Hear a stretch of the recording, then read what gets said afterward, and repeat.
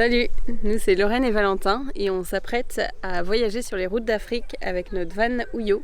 On est arrivé au Cap il y a un peu plus de 2 semaines en Afrique du Sud et c'est le point de départ de notre grand voyage sur le continent africain.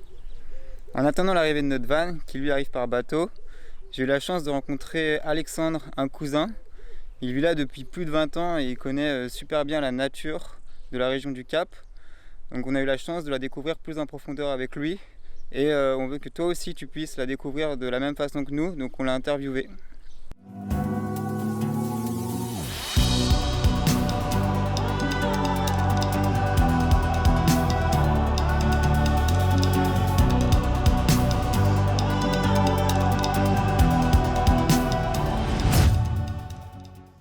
Je m'appelle Alexandre, ça fait maintenant 20 ans que j'habite l'Afrique du Sud. Je suis guide, j'accompagne des Français principalement, à la découverte du pays, de la nature principalement. C'est l'une des choses qui est le plus important pour moi, en tous les cas, c'est l'une des choses vraiment nécessaires pour moi d'habiter dans un endroit où la nature est encore bien présente. Cape Town, c'est 4 millions de personnes, c'est extrêmement vaste. On peut habiter à Cape Town et à 30 km de l'autre côté. Donc le choix de l'endroit où j'ai voulu habiter, c'était dans une vallée. Alors peut-être pour me rappeler aussi de l'endroit d'où je venais, les montagnes.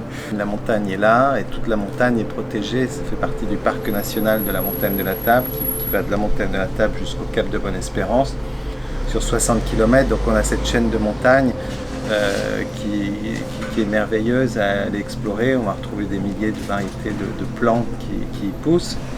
La biodiversité, elle est encore bien présente ici. Et quand on parle de biodiversité, on parle de toute une chaîne de vie finalement, allant de la plante aux prédateurs, aux insectes, aux oiseaux. Une création naturelle, disons, non touchée par l'homme, et ça c'est extrêmement rare sur la planète aujourd'hui. En ce moment, c'est le printemps, et au printemps, c'est la renaissance. Après une période plus lente en hiver, où il va y avoir beaucoup d'eau, on va avoir autant de pluie que de soleil dans la même journée, et donc la nature, elle est à son maximum. En ce moment, on a des baleines qui viennent autour des côtes, qui viennent mettre bas, se reproduire dans les différentes baies tout le long de la côte sud de l'Afrique du Sud. C'est des baleines franches principalement. Après, il y a les baleines à bosse qui remontent au Mozambique. Tout ça avec tout ce qui se passe sur Terre, les oiseaux et tous les nouveau-nés, toutes les fleurs, les nouvelles feuilles qui se développent. C'est la renaissance et l'abondance en ce moment. On est à Hermanus et on est à la recherche des baleines. Les baleines, elles viennent dans la baie qui est juste derrière pour se reproduire, faire leur bébé et ensuite elles repartent. Et là on est à la fin de la saison, donc peut-être que certaines sont déjà reparties, mais il devrait encore en rester. On continue notre recherche de baleines, mais cette fois-ci à l'intérieur parce qu'il s'est mis à pleuvoir. Donc on est dans la voiture. Et on continue à regarder au loin. Bon, je crois qu'on a trouvé une baleine. Après 2 jours et demi de recherche, on a vu une au loin là, vers là-bas, vers la côte, c'est vers la plage. C'est pas les endroits des observations habituelles, parce qu'ils sont difficiles d'accès. On faisait une petite rando pour aller garder une vue sur la mer, et on en a vu Lorraine qui se traînait, j'arrive peu à la suivre. Tu vois la baleine? Je l'ai pas revue là, mais quand elle a sauté, c'était fou. Ouais. Chaque saison a sa particularité, c'est toujours magnifique de voir tous les cas fonctionner, tous ces éléments de l'insecte, des oiseaux, des prédateurs, des plantes, et tout ça fonctionne ensemble. Sans contrôle du tout de l'homme. C'est ça qui est merveilleux. Donc j'aime aller randonner en montagne, bien sûr. Les montagnes, ça reste, comme c'est vallonné, etc. Il y a plein d'endroits à découvrir. Il y a plein d'endroits sauvages qui, des fois, n'ont jamais été découverts par l'homme, si ça se trouve, avec tous les recoins, etc. Et ça laisse ce côté où on peut être humble aussi avec notre environnement. Ça laisse un côté un peu secret, je dirais, de la planète. Et on réalise grâce à la montagne que si on va au sommet de celle-là, on va voir certaines choses, mais on va dans l'autre sommet, on va voir une autre chose, une autre manière de voir les choses. Ça ouvre l'esprit. La montagne, c'est formidable. La montagne, c'est superbe. Après, le mélange avec l'océan, c'est aussi extraordinaire parce que la montagne, elle reste figée comme ça. Donc il y a un côté paix, d'une certaine manière calme. Forte, et du côté de l'océan c'est toujours en mouvement. Il y a aussi cette force avec des vagues énormes, c'est ça aussi qu'on retrouve dans le Cap de Bonne-Espérance, ici au fin fond de l'Afrique, hein. C'est des océans qui peuvent être extrêmement violents, virulents, et ça, cette rencontre des deux, énergétiquement, il y a quelque chose, c'est obligatoire. En tous les cas, je le ressens. Avec le surf, c'est réaliser qu'il y a cette turbulence, la respecter, premièrement, la respecter, l'affronter, et c'est vrai que de l'autre côté il y a toujours le calme. Il y a toujours le calme, et là on peut souffler, on peut respirer, observer l'horizon, et puis éventuellement être capable de dompter cette force qui a été difficile au départ, et après on arrive à jouer avec cette force. C'est vrai qu'il y a pas mal de symboles, hein, et plein de leçons à apprendre sur la nature, et quand on commence à s'y émerger, soit sur terre ou en mer.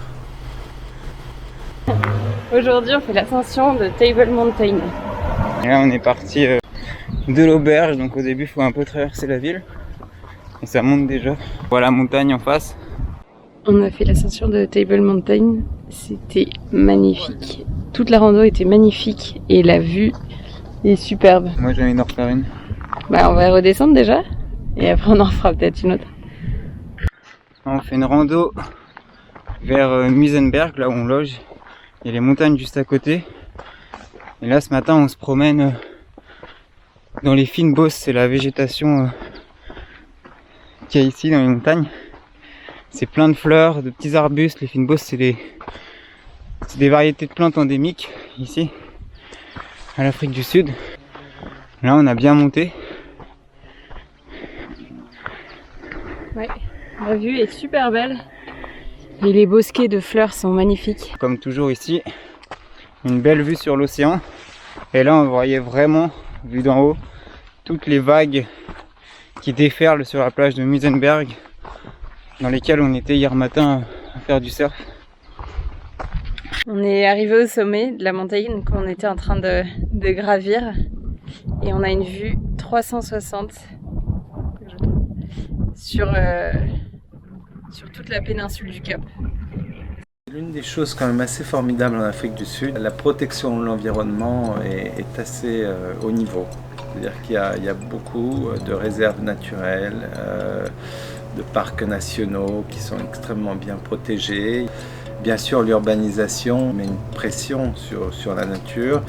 On ne peut pas dire qu'on le remarque vraiment en tous les cas sur Terre. Après, sur mer, il y a quelques aspects qui sont remarqués par le monde scientifique et autres. Beaucoup moins de baleines qui viennent depuis les 3 dernières années. Ça, c'est irréfutable.